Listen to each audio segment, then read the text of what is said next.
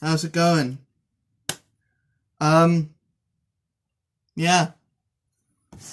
Let's just jump into it, alright? Let's just get a Philip DeFranco on and con our audience. No.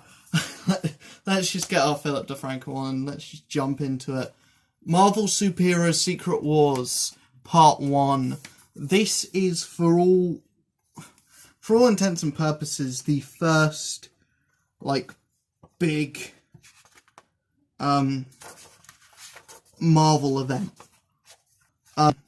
From what I understand.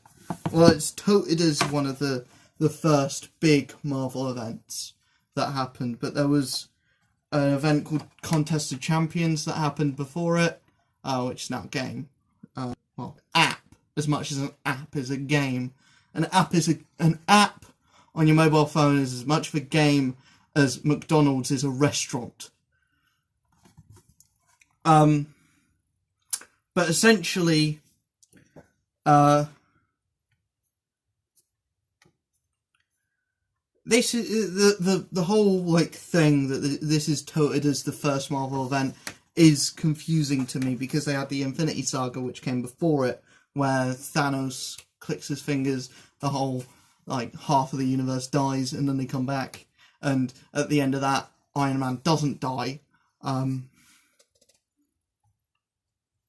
But in the movie version of that, he does. But yeah, this is Marvel Superhero Secret Wars, not Avengers Secret Wars. This is Marvel Superheroes Secret Wars. This is everyone. We have Iron Man, we have Hulk, we have Spider-Man, we have the Fantastic Four, or the Fantastic Four barring Invisible Woman. We have the X-Men. This version of the X-Men being Storm, Colossus, Wolverine, Rogue, Cyclops, and Nightcrawler. We have Hawkeye, we have Captain America, we have Wasp, we have Captain Marvel, and for some reason Magneto's ported in with the good guys. For some reason he's ported in with the good guys. But we have essentially the best heroes that Marvel has at this point in time, and a lot of villains. We have a bunch of heroes and a bunch of villains. The villains that transported are the Enchantress, Ultron, Galactus, the Absorbing Man, the Wrecking Crew, which are basically Thor villains, the Lizard, Dr. Octopus, Doctor Doom, Kang, and the Molecule Man. And this whole first half is basically the villains fighting the heroes. There is more to it than that,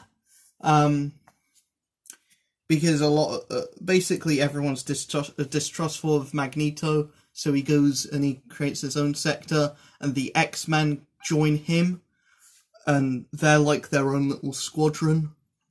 We then have the main heroes, we have the main villains. Galactus goes off on his own and brings his giant planet-eating ship to the battle world that they've been transported to. And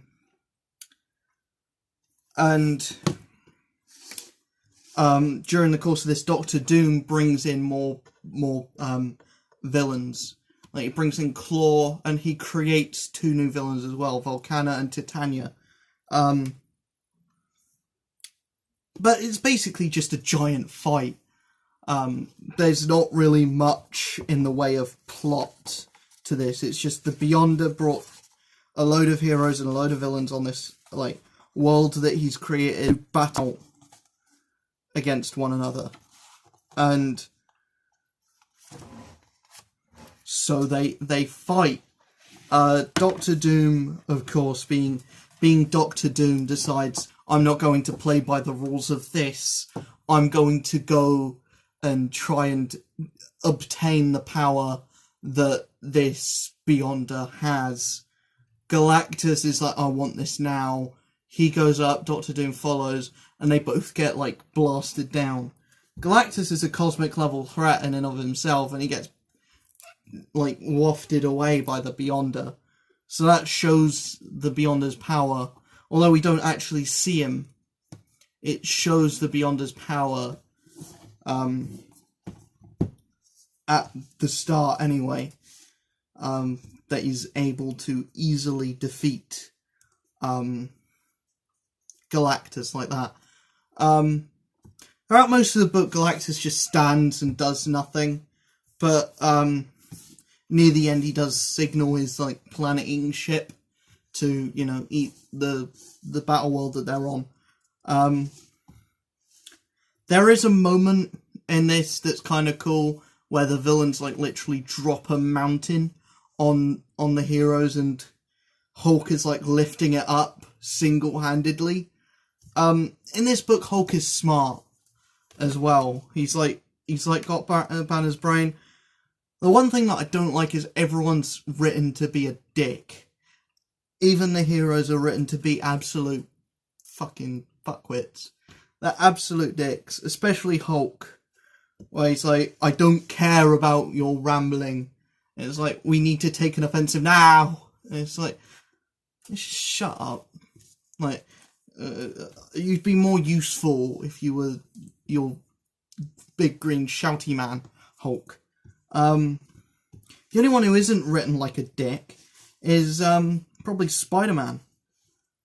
Him and the Human Torch are actually written like, you know, decent human beings. The X-Men are kind of like pushovers in this. Like, they get beaten up by Spider-Man. All of them. Like, Spider-Man manages to take out Colossus, Wolverine, Cyclops, Rogue, and Storm, like, single-handedly within, like, a page. The same with Wasp. Like, this is the X-Men. And they're beaten by Wasp. What? And then later on in the book, they manage to single-handedly beat, like, a whole team of heroes. But yeah, I kind of feel like the way Wasp is written is a bit weird as well, because she's kind of like, oh no, I broke a nail. It's like that's a bit derogatory. I don't know when this was. I think this was written ages ago. It was written in the 80s, so that kind of stuff probably get away then. Now it's a bit touchy, basically just writing.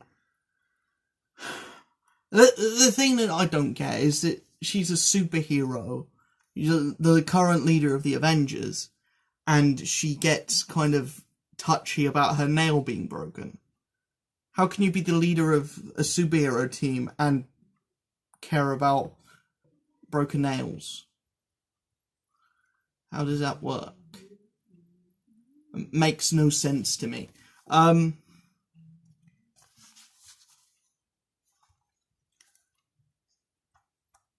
Yeah, just the way people are written in this kind of, you know, puts me off a bit. The art isn't great either. I understand why it was put in this collection, because it is the first big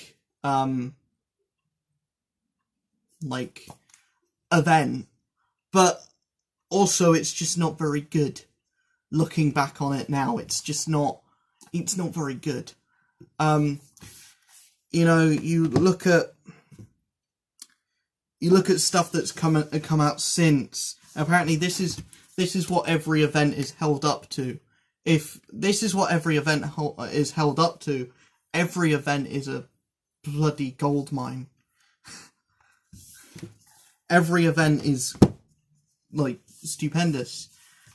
Like, it's indicative of the time, and by indicative of the time, I mean it's kind of a chore to read through, and it's not very interesting, and a lot of the fight sequences and action sequences are still wordy as well.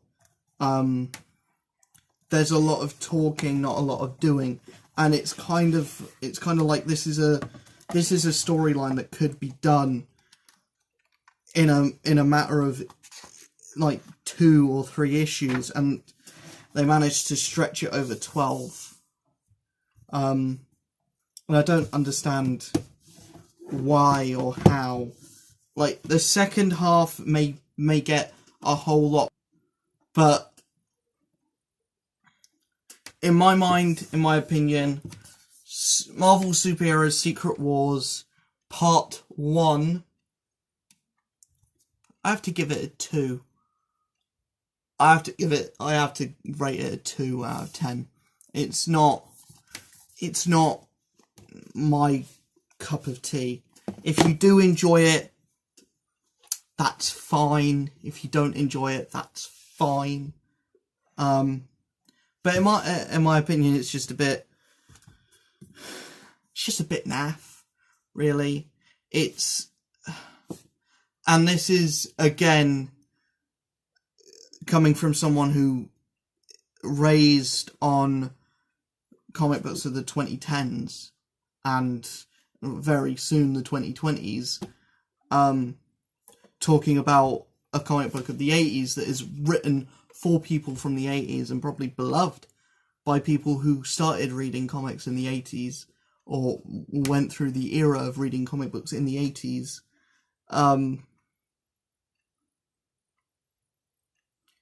You know, I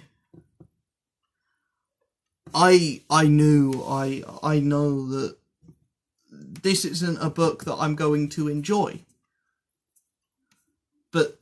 But still, I'm reviewing it, so I have to say my opinion. I have to, kind of. But my opinion may be very, very different to a lot of other people's opinion who's read this book. Because it is beloved by people, but sadly, it's a cup of tea, unfortunately. I apologise if that sentiment isn't carried over through the rest of the internet, but it's my opinion. So I'll see you guys in the next video, which I will be talking about part 2 of Secret Wars. Maybe it gets better. I don't know. But yeah, Marvel Superheroes Secret Wars, part 1. I will have a link in the description to the site where you can buy these. Sorry you can't get them in America, and yeah, they're available in the UK, Australia, and New Zealand. So if you're in the UK, Australia, and New Zealand, you can get these. Can't get them outside of those areas, though, unfortunately. I don't know why. Maybe it's because the company that distributes them isn't actually in those countries. But yeah, I'll see you guys in the next video. Make sure to like, subscribe, and share. And I'll see you guys in the next video. If you want to see more of my face and want to know what I'm doing in life in general, I have a Twitter, I have an Instagram. They're all linked in the description below. If you want to help fund the channel for any reason at all, I have a Patreon. It doesn't get much use, but I have it. It's there. I'll see you guys in the next video. Peace. Don't know why I'm doing the high five and, you know, peace. Bye.